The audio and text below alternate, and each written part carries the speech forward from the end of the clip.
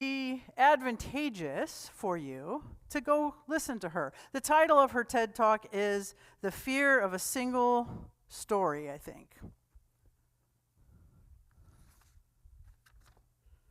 I can look it up for you. I probably can't find it very quickly. I believe the title is The Fear of a Single Story.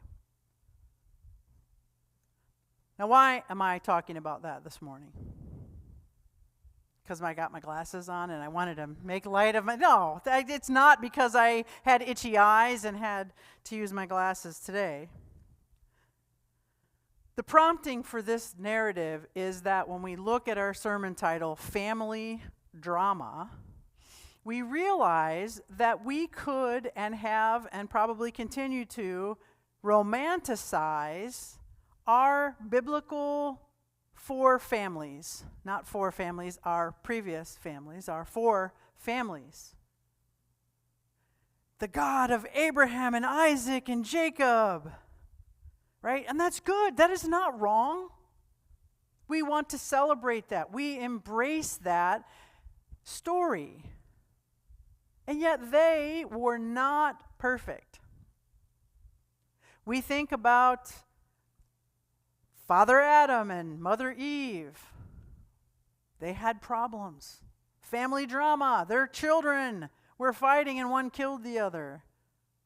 Father Noah and Mother Mrs. Noah, who doesn't have a name. They had family drama. Abraham and Sarah, or Abram and Sarai, had family drama. They were not perfect.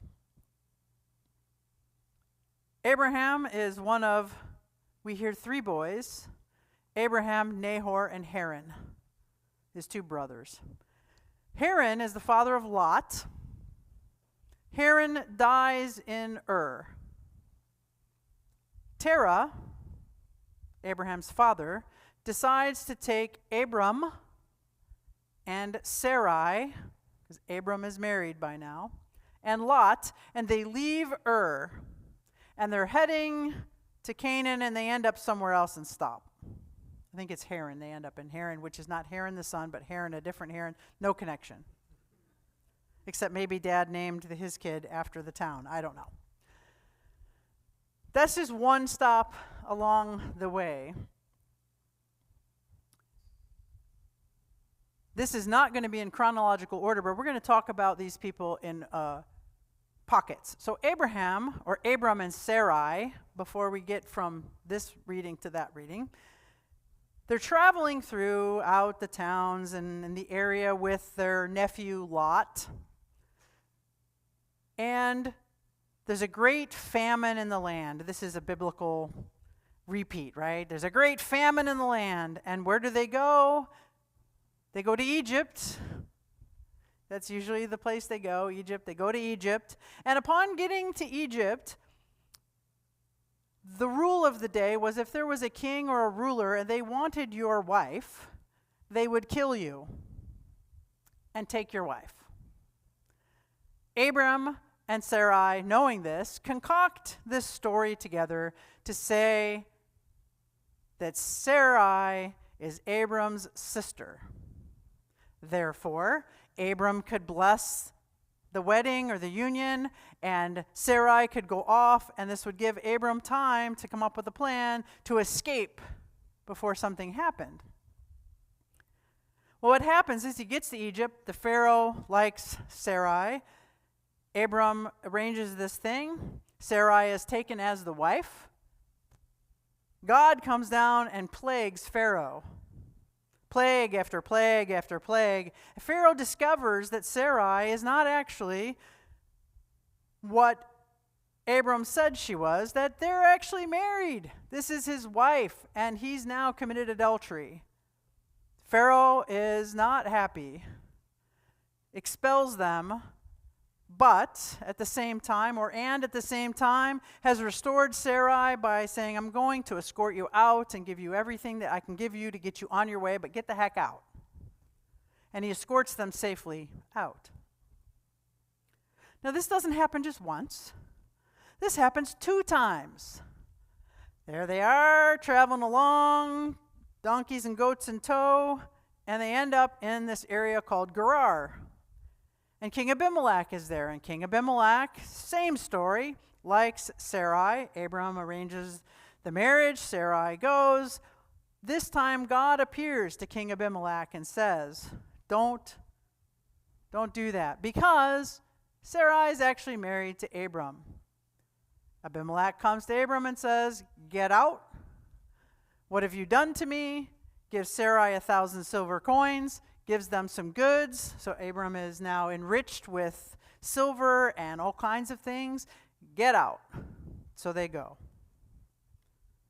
Now you would think that that is the only twist in that specific story. It is not. Indeed, Sarah really is Abram's sister. She is the half-sister of Abram. They have the same father. Terah is the father of both husband and wife.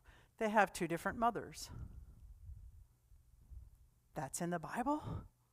It is. And I want to just say, by the time we get to Jacob, so Abraham, Isaac, and Jacob marries Rebekah. We're going to talk about them next week. But Jacob marries Rebekah. Her brother Laban, by the time we get there, is Jacob's father-in-law, Jacob's uncle, and Jacob's first cousin once or twice removed.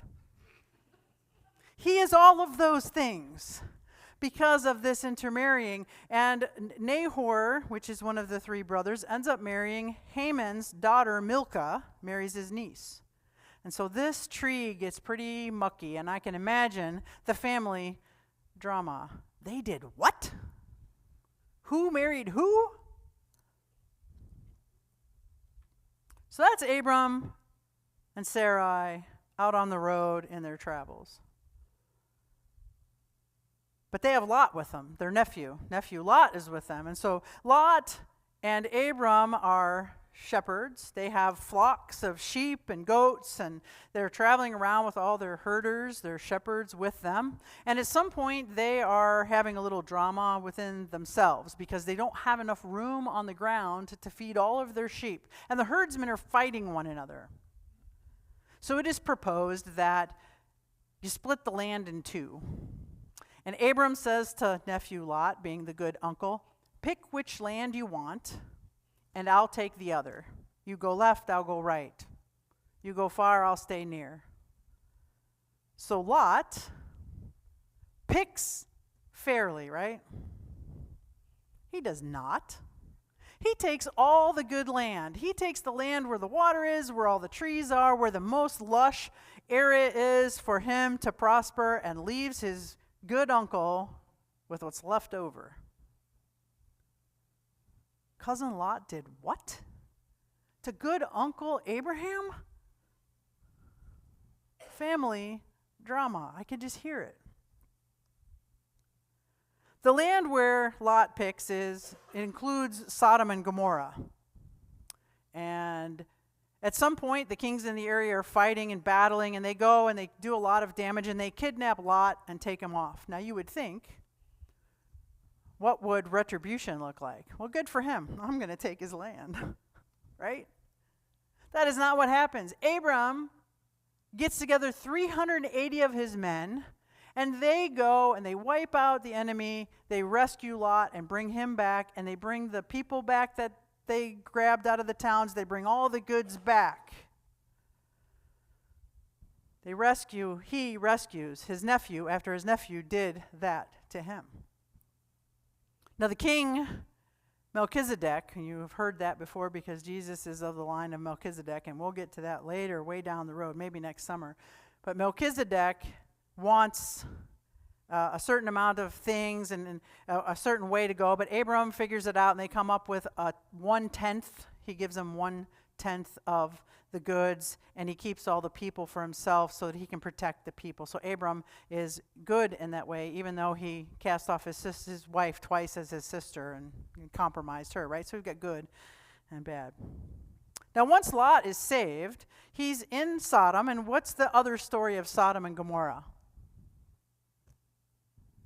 There's a story about Sodom and Gomorrah. Sodom is wiped out, right? God comes to Abram and says, after deciding whether he should tell him or not, God comes to Abram and says, hey, I'm going to wipe out this town. And Abram goes back and forth with God, well, what if there's 50? What if there's 20? What if there's 5, 10, what have you? And God continues to change the number, backs off a little bit, and then eventually sends 2 angels down into Sodom. When the 2 angels get into Sodom, they bump into Lot. And they say, hey, Lot, we're just going to hang out in the village, and we're going to sleep here in town tonight. And Lot says, you better not do that.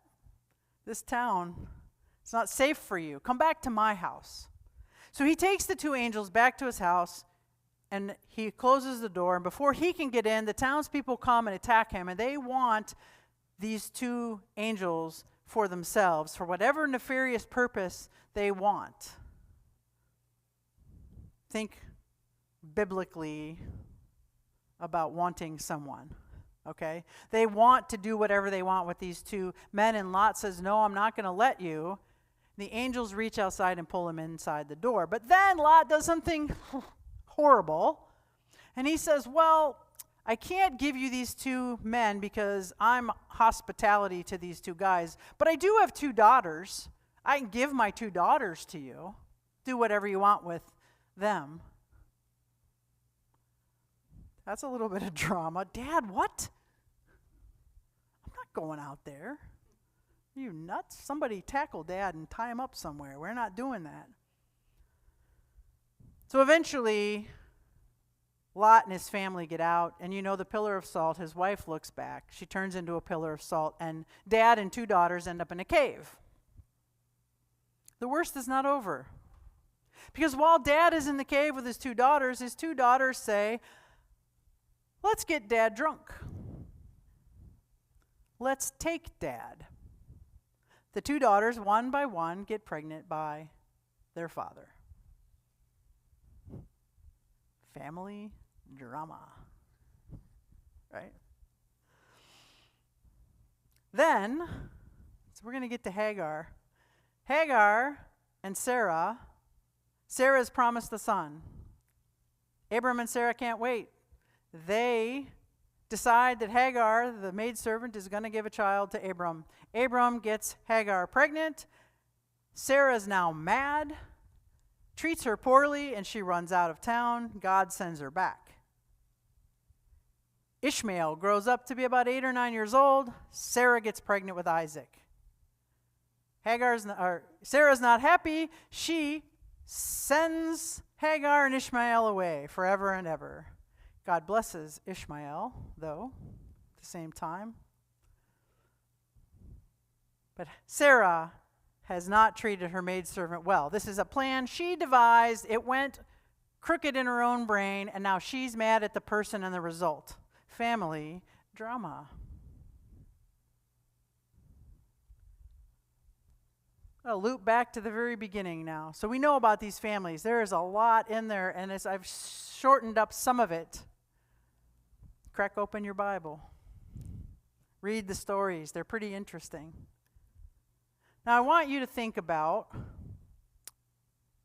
a single moment in your life. I've done this morning on my way to work. Think about, and you're not going to share this with anybody, think about a single moment in your brain. Either something that's really, really good, that you were on your highest moment. Maybe something that was at the other end of the stick. Something you're not proud of, something that caused embarrassment and shame. Maybe people know about it or don't, but you know. And if you've got it, now I want you to think if that was the only thing that anybody would ever know about you. What that would tell them about you. I wrecked my brother's car and lied. I think I told that story here once in the driveway at my parents' house. If that was the only story, they would know I wrecked the car and then I lied about it for about 10 years.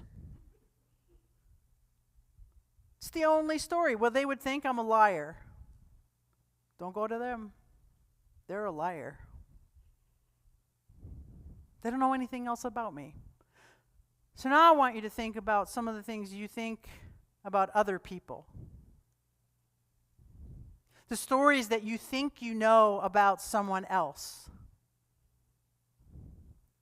And remember to put it in the little wedge in the pie and know that there is a lot more to their story. We can put people up on a pedestal, or we can put people in their little boxes, but there is way more to the story. So I'm going to ask you this week to be thinking about that as you go out into the world to meet people, as you're reading the news, as you're watching the news, as you're hearing from friends, as you're having conversations, to rethink, to readjust, because the God that loves you and knows your whole story also loves the other, knows their whole story, and embraces us both in the grace which is Jesus Christ. Amen.